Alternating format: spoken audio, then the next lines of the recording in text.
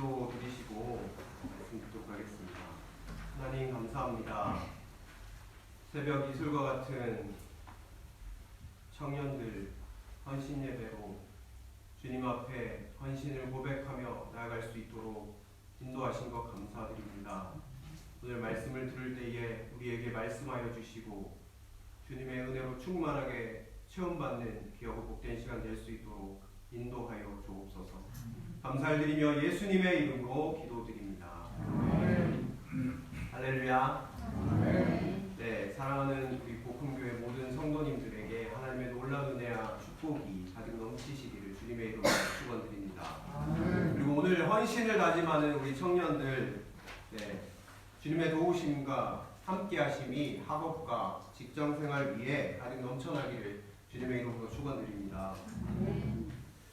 오늘은 여러분 무엇을 입고 있습니까? 여러분은 무엇을 입고 있습니까? 라는 제목으로 하나님의 말씀을 함께 나누려고 합니다. 네, 제가 대학교 4학년 때 교생 실습을 나갔습니다. 서울 목동에 있는 한 고등학교가 제 교생 실습지였습니다. 그곳에서 교생 생활을 즐겁고도 떨리는 마음으로 하고 있었는데 어느 날 학교에 걷기 대회가 있다라는 거예요. 그래서 모든 선생님들이 편한 복장으로 오시라고 했습니다. 저도 매일같이 입고 있던 양복을 벗고 편한 복장으로 갔습니다. 운동할 수 있는 그런 복장으로 갔죠. 그런데 이날 저는 황당한 경험을 하였습니다. 걷기 대회가 끝난 무렵 방송이 들렸습니다.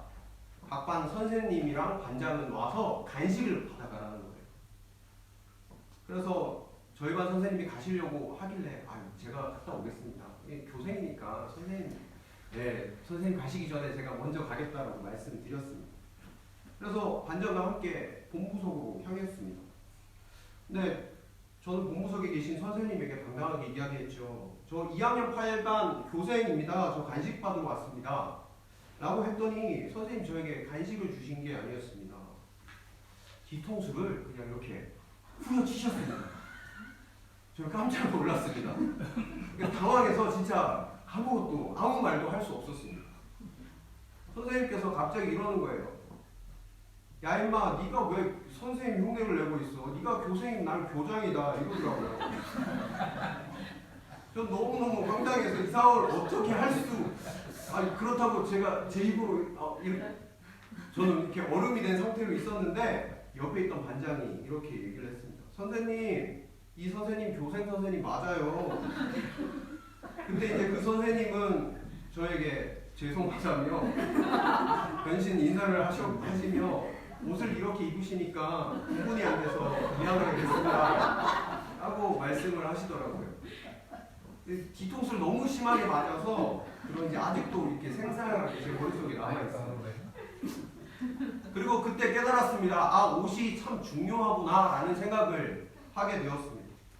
여러분, 우리 삶에 가장 필요한 것을 의식주라고 하죠. 입을 옷, 먹을 음식, 그리고 거주하는 곳.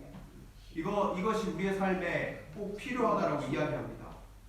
이것이 제대로 갖춰져 있지 않으면 우리의 삶이 힘들 수도 있다라는 것을 여러분 다 동의하시리라고 생각합니다. 그러면서 오늘 한편으로 생각이 든 것은 그리스도인으로서 살면서 우리의 영혼이 어떤 옷을 입고 있는가 같이 한번 생각해보고 같이 고민했으면 좋겠다라는 생각이 들어서 우리 청년들과 그리고 우리 성도님들과 함께 이 말씀을 나누고 싶었습니다. 사랑하는 청년 여러분, 그리고 사랑하는 성도 여러분, 하나님께서는 이 시대를 살아가는 우리들에게 그리스도의 옷을 입고 살아가라라고 말씀하고 계십니다. 하나님께서 사도 바울을 통하여 로마서에 기록된 이 말씀, 우리에게 주신 옷은 바로 그리스도의 옷이다라고 이야기를 하고 있습니다. 그리스도의 옷이 무엇이기에 사도 바울을 통해서 이것을 입으라고 강조하는 것일까요? 그리스도의 옷이 대단한 명품이라도 되는 것처럼 왜 우리에게 강조하고 있는 것일까요? 그리스도의 옷을 입는 것이 뭐가 그리 대단하기에 하나님께서는 우리에게 오늘 본문을 통하여 그리스도의 옷을 입으라고 하시는지 같이 살펴보면 좋겠습니다. 여러분, 도대체 우리가 입어야 할 그리스도의 옷은 무엇입니까? 어떤 성도는 예수님을 믿는다라고 자신 있게 얘기합니다. 하지만 삶 속에서 예수님은 온데간데 없이 자신이 원하는 대로, 자신이 바라는 대로 살아가는 모습을 보게 됩니다. 예수님은 나의 조력자 정도로 생각하는 사람이 있습니다. 이런 사람이 예수님의 옷을 입고 살아가는 사람일까요? 아닙니다. 이 사람은 예수님의 옷을 입고 살아가는 사람이 아닙니다. 어떤 성도는 교회에서 열심히 봉사합니다. 많은 사람들이 칭찬합니다. 아, 교회의 일꾼이다. 저 사람은 진짜 일꾼이다. 그런 소리가 좋아서 더 열심히 봉사합니다. 여러분, 이 사람이 그리스도의 옷을 입은 사람일까요? 이 사람도 그리스도의 옷을 입은 사람이 아닙니다. 오늘날 주님의 교회의 필요를 따라 목사, 전도사, 장로, 권사, 집사로 직분을 우리에게 맡겨주셨습니다. 이런 직분을 가진 자가 그리스도의 옷을 입은 사람일까요? 아닙니다. 하나님께서는요, 갈라디아서 3장 27절을 통하여 그리스도의 옷을 입은 자는 어떤 사람인지 우리에게 알려주십니다. 제가 갈라디아서 3장 27절 말씀을 받들어 읽도록 하겠습니다. 여러분은 모두 세례를 받아 그리스도와 하나가 되고 그리스도를 옷 입은 사람들이기 때문입니다. 아멘. 그리스도의 옷을 입은 사람이라는 것은 모두 세례를 받아 그리스도와 하나가 되고 연합하는 것을 이야기하고 있습니다. 여러분 세례를 그 당시에 어떻게 받은지 아시죠? 강에서 받았습니다. 세례를 받을 때 어떻게 받습니까? 강에 들어갑니다. 그리고 세례를 받을 때 강에 이렇게 다 자신의 몸이 담궈집니다. 물속으로 들어갑니다. 이것이 어떤 의미가 있습니까? 세례를 받을 때 내가 죽었다라는 겁니다. 나는 죽었다라는 거예요. 내 생각과 내 가치관과 내 판단의 모든 기준이, 삶의 모든 것이 물속으로 들어갈 때 나는 죽었다라고 고백하는 것이 세례입니다. 세례는 그런 의미입니다. 그리고 물 위로 올라오면서 이렇게 고백합니다. 나는 이제 죽었고 부활하신 예수의 생명으로 연합하여 살아간다. 그것이 바로 세례입니다. 예수님과 완전히 연합하여 살아간다라는 것, 그것이 바로 나는 죽고 예수 그리스도만 내 안에 사신다라고 고백하는 것이 그리스도의 옷을 입고 살아가는 삶이라는 겁니다. 사실 요즘 한국교회에 대해서 많은 지탄의 목소리가 나오고 있죠. 많은 사람들이 기독교는 변질되었다라고 이야기합니다. 인터넷 매체를 통해서 사람들은 교회에 대해서 비판하고 심지어는 입에 담을 수 없는 욕도 하기도 합니다. TV 방송에서 한국교회를 진단하고 한국교회가 이성을 잃어버렸다라고 보도하기도 합니다.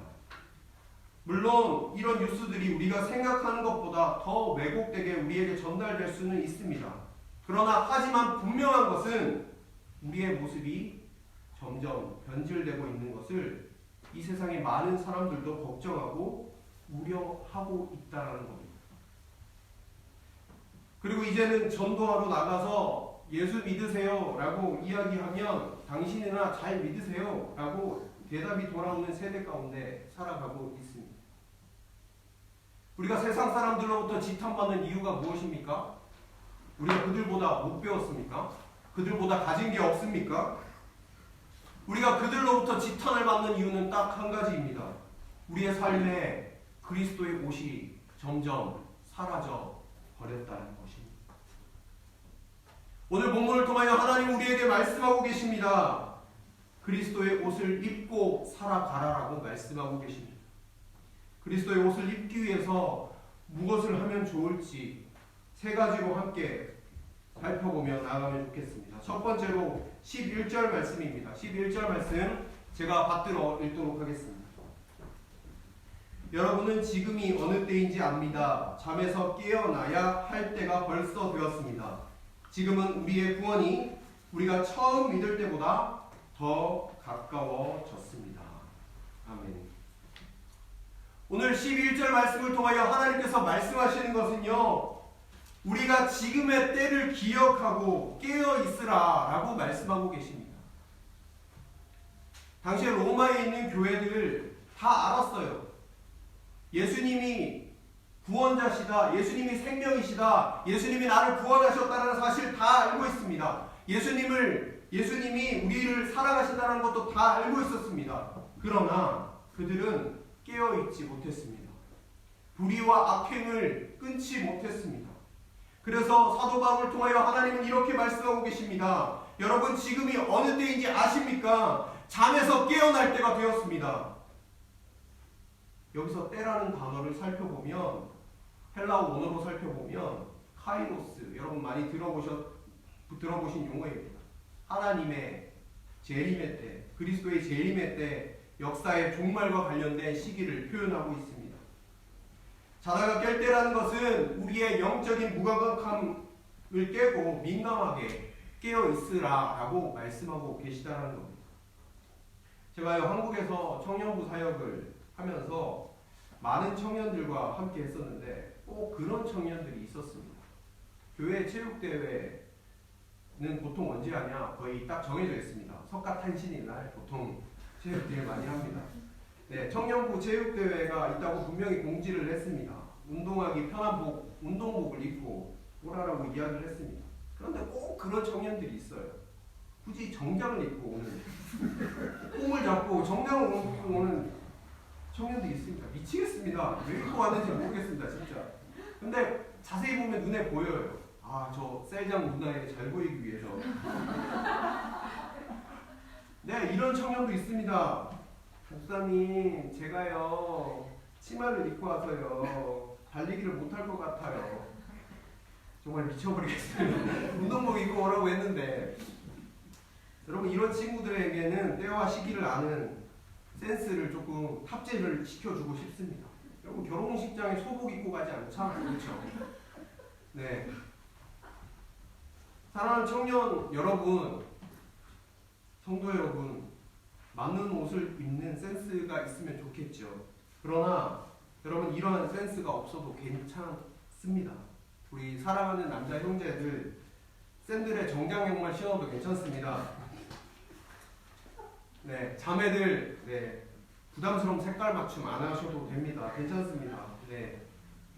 그러나 한 가지 여러분들에게 부탁드리고 싶은 것은 하나님의 때, 카이로스, 이것에 대한 센스를 가지는 청년들이 되면 좋겠습니다. 다른 센스는 다 없어도 괜찮습니다. 그러나 여러분이 이 땅 가운데 예수님이 다시 오신다라고 약속해 주신 그 약속의 말씀을 붙잡고 오신다는 것을 잊지 않고 살아가는 그런 센스를 가지는 청년들이 되면 좋겠습니다. 지혜의 왕 솔로몬도 전도서를 통해요, 우리에게 이렇게 이야기했습니다. 너는 청년의 때에 너의 창조자가 누구인지 기억하라. 하나님을 기억하는 센스를 가지라는 거예요. 삶의 자리에서 하나님께서 우리 가운데 계시다는 것을 늘 생각하고 또 생각하는 그런 센스를 가지기를 솔로몬 왕은 우리에게 이야기하였습니다. 이런 비슷한 내용이 성경에도 나옵니다. 마태복음 22장에 보면 혼인잔치 비유가 나옵니다. 어떤 임금이 자기 아들을 위해서 혼인잔치를 베풀었습니다. 종들이 사람을 보내서 초청을 했습니다. 그런데 많은 사람들이 바쁘다는 핑계로 오지 않았어요. 그래서 그 임금은 종을 시켜서 길거리에 있는 많은 사람들을 초청하라고 얘기했습니다. 그런데 많은 사람들이 혼인잔치에 왔는데 한 사람만 예복을 입고 오지 않았습니다. 그 사람에게 임금은 왜 예복을 입지 않고 왔소? 이렇게 물었습니다. 하지만 그 사람은 아무런 대답을 하지 않았습니다. 그래서 그는 그 잔치에서 쫓겨남을 당하게 되었습니다. 여러분, 이 사람에게 문제가 무엇입니까? 잔치에 초대받았습니다. 하지만 거기에 알맞은 예복을 입고 있지 않았습니다. 그만큼 상황에 민감하게 깨어있지 못했던 것이죠. 그래서 어리석게 행동하고 말았습니다.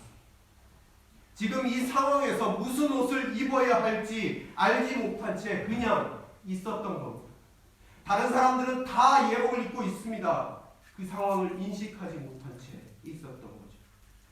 여러분, 하나님께서 오늘 본문을 통하여 우리에게 하시는 말씀은 무엇인가? 지금의 때를 분별하라는 거예요. 바로 영적인 민감성을 유지하라는 겁니다. 그래서 오늘 이 악한 세대 가운데 깨어 있으라고 말씀하고 계십니다.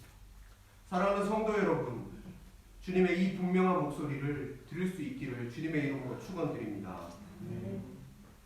우리 12절, 13절 말씀을 제가 받들어 읽도록 하겠습니다. 밤이 깊고 낮이 가까이 왔습니다. 그러므로 우리는 어둠의 행실을 벗어버리고 빛의 갑옷을 입읍시다. 낮에 행동하듯이 단정하게 행합시다. 호사한 연회와 술 취함과 음행과 방탕, 싸움과 시기에 빠지지 맙시다. 아멘. 하나님께서는요, 두 번째로 그리스도의 옷을 입기 위해서 소극적으로 깨어있는 것만 하는 게 아니라 이 어둠의 옷을 벗어 던져버리라고 이야기하고 있습니다. 하나님께서 우리에게 어둠의 일을 벗어 버리라, 이렇게 말씀하고 있습니다. 여기에서 어둠의 일이란 무엇입니까? 빛과는 반대되는데요. 복음을 들었지만 여전히 옛 습관에 젖어 벗어 던지지 못한 상태를 의미합니다. 바로 방금 읽었던 성경 말씀처럼 호상한 연애와 술 취함과 음행과 방탕과 싸움과 시기와 같은 죄를 벗어버리라는 것입니다. 여러분, 벗는다라는 것은 여러분 옷을 벗었다 입었다 이것을 표현하는 것은, 옷을 벗었다라는 것은 옷이 나로부터 완전히 분리가 되는 것을 벗었다라고 이야기합니다. 성경은 분명히 기록합니다. 벗어 던지라라고 이야기합니다. 어둠이 나에게 조금도 남아있는 것이 아니라 어둠 전체를 던져버리라고 강력하게 사도 바울을 통하여 이야기하고 있습니다. 사랑하는 성도 여러분, 그러나 우리가 이렇게 벗어 던지라는 것 그렇게 쉽게 느껴지시나요? 왜냐하면요, 죄악의 어둠의 옷이 나쁘다고 별로 생각이 들지 않기 때문입니다. 그런데도 오늘 하나님은요, 강력하게 벗어 던져버리라 라고 말씀하십니다. 왜 이렇게 말씀하시는 것일까요? 여러분에게 한번 여쭤보고 싶습니다. 바퀴벌레나 쥐를 좋아하시는 분 계신가요? 죄송합니다만 바퀴벌레나 쥐가 우리의 옷에 들어갔다고 한번 생각해 보십시오. 여러분 어떻게 하실 것입니까? 어떻게 하실? 네, 옷을 아마 벗어 던져버릴 겁니다. 그 옷을 던져버릴 거예요. 옷에 뱀이 들어갔는데 등골이 싹하네, 여름에 시원하네, 그러면서 옷을 입고 있는 사람은 없습니다. 그렇죠? 우리가 만약 어둠, 죄악 이것을 바퀴벌레나 쥐나 뱀처럼 여겼다라고 하면 죄악을 쉽게 이겨낼 수 있겠죠. 던져버렸겠죠. 여러분에게 다시 질문 드리겠습니다. 여러분, 죄의 삭은 사망이라고 성경에 분명히 기록되어 있습니다. 죄악의 길은 우리를 파멸의 길로 인도한다는 것을 알고 있습니다. 머리로는 우리는 다 알고 있습니다. 그런데 왜 우리는 이 어둠의 옷을 벗어 던지지 못하는 것일까? 우리에게 문제가 있습니다. 무슨 문제입니까? 죄악이 우리 가운데 들어옴으로 말미암아 죄악을 판단하는 그 센서, 우리의 감각이 고장이 났다는 겁니다. 죄는 나쁜 것 여러분 다 알고 있습니다. 하나님 멀리 떠나는 것, 나쁘다는 것 누구나 다 알고 있습니다. 머리로는 압니다. 그러나 그것을 그렇게 삶에서 여기지 못하고 살아갈 때가 더 많이 있습니다. 비행기 조종사들의 철칙이 하나 있습니다. 바로 조종사는 자신의 감각을 믿지 않고 철저하게 계기판을 바라보라라는 철칙이 있습니다. 육안으로 판단하기에요, 충분히 지나갈 수 있는 높이 산인 것 같아요.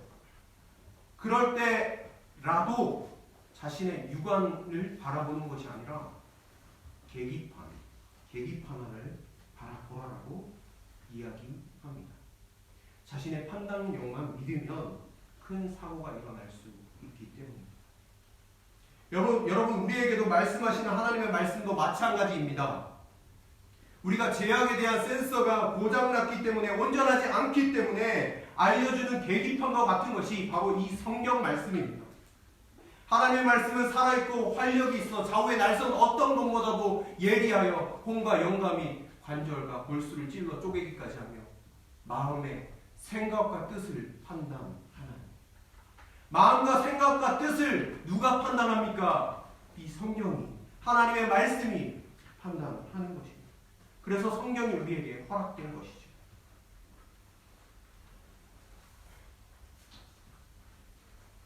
벗어 던져버리라는 말씀이 우리의 가치 판단으로는 잘 안 와 닿을 수 있어요. 그러나 여러분의 죄에 대한 감각을 잊지 마시기 바랍니다. 여러분보다 여러분들을 잘 아는 하나님께서 벗어 던져버리라고 하는 것은 우리의 인생의 비행기 계기판과도 같다라는 겁니다. 사랑하는 여러분, 이 말씀을 기억하시고 여러분들의 어둠의 옷을 단번에 던져버리시기를 주님의 이름으로 축원드립니다. 그래야 우리가 그리스도의 옷을 입을 수 있기 때문입니다. 오래전에요, 북아프리카 출신 한 청년이 마니교라는 이단에 빠졌습니다. 마니교는 어떤 종교인가? 성적으로 그 물러난 것을 합리화하는 이단이었습니다. 교리적으로 그 방탕이 인간의 가장 자연스러운 본능이다라고 이야기하면서 강조했던 이단인데 거기에 아주 심취했던 한 사람이 있습니다. 그렇게 죄를 지으면서 살아가다가 보니까 허탈과 공허함이 이 청년에게 찾아왔어요. 그런데 어느 날 갑자기 저 창밖으로 소리가 들려오는 거예요. 펴서 읽으라. 펴서 읽으라. 어린 아이들이 막 노래 부르는 거 뭐 그냥 가다가 그냥 얘기하는 말일 수도 있어요. 근데 펴서 읽으라는 얘기가 귀에 들렸습니다. 그래서 앞에 보니까 집에 보니까 성경책입니다. 그래서 딱 이렇게 펼쳤어요. 성경을 딱 펼치니까 오늘 읽었던 이 본문 로마서 13장 11절부터 14절까지의 본문을 읽게 됐어요. 그리고 그는 이 말씀을 듣고 곧장 방탕하던 그의 옷을 던져버리고 사랑한 예수 앞에 엎드려 회개하였습니다. 이 청년이 누군지 아십니까? 기독교 초대 교부였던 성 어거스틴입니다. 어거스틴은요, 자신의 모습을 보며 고민하다가 하나님의 말씀 앞에서 그의 어둠의 옷을 던져버렸습니다. 하나님도 오늘 우리에게 동일하게 말씀하십니다. 너의 그 모든 어둠의 옷을 벗어 던져버리라. 세 번째로 우리가 어떻게 그리스도의 옷을 입을 수 있는가? 그리스도 옷에 담긴 하나님의 사랑을 알기를 하나님이 원하시는 것 같습니다.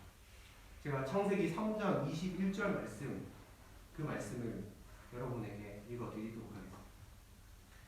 주 하나님이 가죽옷을 만들어서 아담과 하와에게 입혀주셨다. 여러분, 창세기 3장은 어떤 내용이 기록되어 있습니까? 아담과 하와가 선악과를 먹고 타락했던 그 이야기가 성경에 기록되어져 있습니다. 선악을 분별하는 나무의 열매를 먹고 부끄러움을 알게 되었어요. 그리고 그 부끄러움을 감추기 위해서 어떻게 했나요? 무화과 나무 잎을 가지고 와서 자신의 부끄러운 부분을 가리기 시작했습니다. 하지만 이 무화과 나무 잎은 인간의 임시 방편의 것이었습니다. 무화과 나무의 잎은 모든 것을 가릴 수 없었습니다. 하나님은 죄로 인해 타락한 인간을 안타깝고 불쌍한 마음으로 여기시고 친히 오늘 본문에 창세기 3장 21절에 기록된 대로 가죽옷을 지어 입히셨다라고 기록합니다. 여러분, 가죽옷 한번 상상해 보십시오. 어떤 희생의 상징입니다. 가죽이라는 것은요, 살과 피가 모두 흘려지고 남은 것이 바로 가죽입니다. 이 사건은 이미 창세기에 예수 그리스도의 예표적인 사건으로 기록되어져 있고, 이 가죽옷은 바로 그리스도의 희생을 통해서 주어진 옷이라는 것이죠. 하나님께서 왜 이 가죽옷을 지어 친히 입혀주셨을까요? 죄를 저지른 인간에게 친히 입혀주셨습니다. 어떠한 강압에 의해서도 아니고요, 어떠한 대가를 말해서도 아닙니다. 우리 하나님께서는 우리가 창조의 원형에서 어그러져서 죄로 인해서 힘들어하는 우리의 모습을 안타깝게 여기시고 우리를 위해 자신의 아들을 죽이시고 우리를 위해 이 고귀한 옷, 그리스도의 옷을 입혀 주셨다. 여기에는 하나님의 크신 사랑이 있습니다. 말로 형언할 수도 없고 표현할 수도 없고 값으로 매길 수도 없는 하나님의 사랑이 여기에 담겨져 있습니다. 우리를 너무나도 사랑하셔서 자신의 아들 살과 피를 쏟아내시고 우리에게 그리스도의 옷을 선물로 주셨습니다.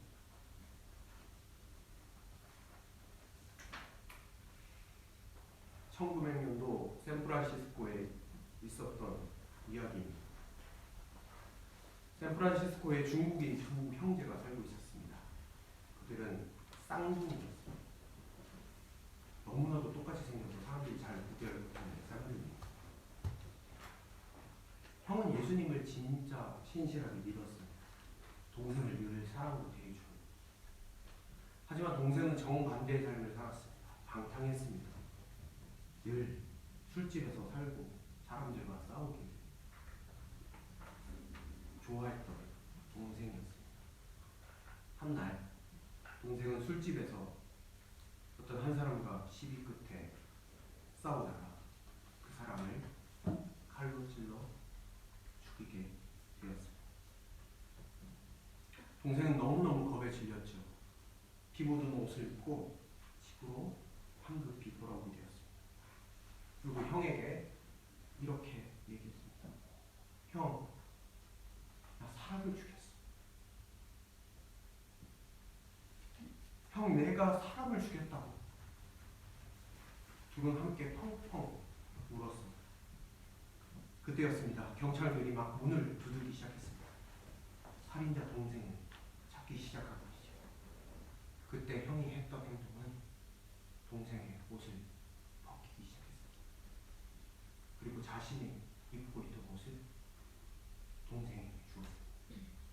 그리고 형은 동생이 입고 있었던 피 묻은 옷을 주섬주섬 입기 시작했습니다. 그때 경찰들이 들이닥쳤고 형은 경찰서로 잡혀가게 되었습니다. 그리고 나서 형은 동생의 죄로 사형을 선고받았습니다. 동생은 두려움에 떨면서 형을 걱정하며 궁금해서 형무소로 찾아갔습니다. 하지만 사형이 집행된 후였습니다. 동생은 미칠 것만 같았습니다. 형무소장에게 내가 죄를 지었는데 형이 대신에 감옥에 가고 죽었다라고 이야기를 했습니다. 그러나 형무소장은 방어하기 위한 형은 이미 집행되었다. 형무소장은 그에게 형의 유언이 적힌 편지를 주었습니다. 이 편지에는 이렇게 기록되어져 있었습니다. 사랑하는 동생아, 나는 이제 너의 옷을 입고 이렇게 죽는다. 동생아, 내가 너의 옷을 입고 너의 죄값을 치르니 너는 이제 나의 옷을 입고 내가 살았던 것처럼 살면 좋겠다. 이 말을 듣고 이 동생은 죽는 날까지 형이 자기에게 벗어준 그 옷을 일평생 입고 살았습니다. 눈이 오나 비가 오나 바람이 부나 그 옷만 입었습니다. 그리고 사람들이 저 사람은 저 옷만 입고 다닌다고 조롱하여도 동생은 그 옷을 절대로 벗지 사랑하는 청년 여러분, 그리고 복음의 성도 여러분, 하나님도 우리의 죄의 옷을 벗기셨습니다. 그리고 우리의 죄의 옷을 입고 십자가에 달려 돌아가셨습니다. 그리고 우리에게 예수 그리스도의 옷을 입혀 주셨습니다.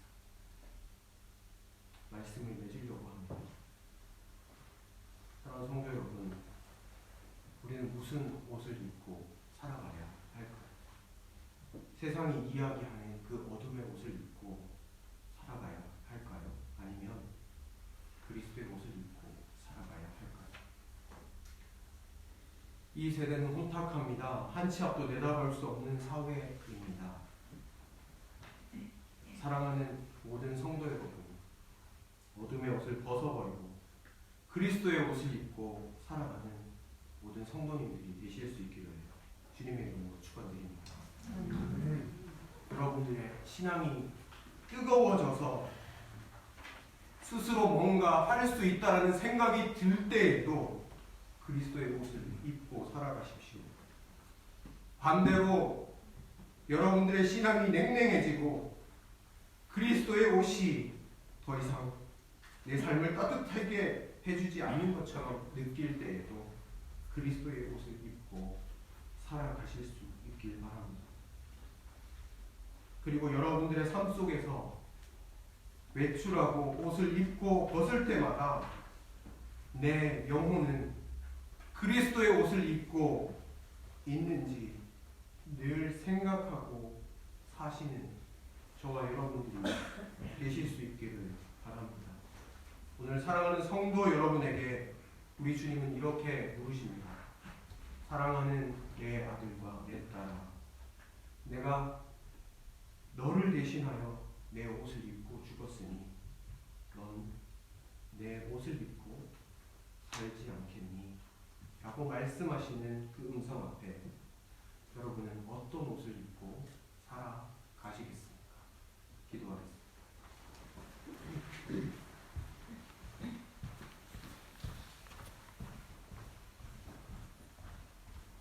하나님,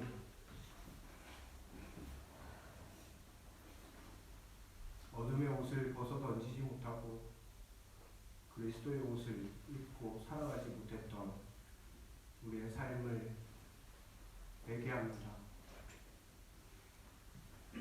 하나님, 하나님의 말씀을 힘입어 다시 한번 결단하며 예수 그리스도와 연합한 삶을 살고자 하는 모든 성도님들과 우리 청년들에게 하나님 함께하여 주시고 그리스도의 옷을 입고 일평생 눈이 오나 비가 오나 살아갈 수 있도록 은혜를 더하여 주옵소서. 감사를 드리며 예수님의 이름으로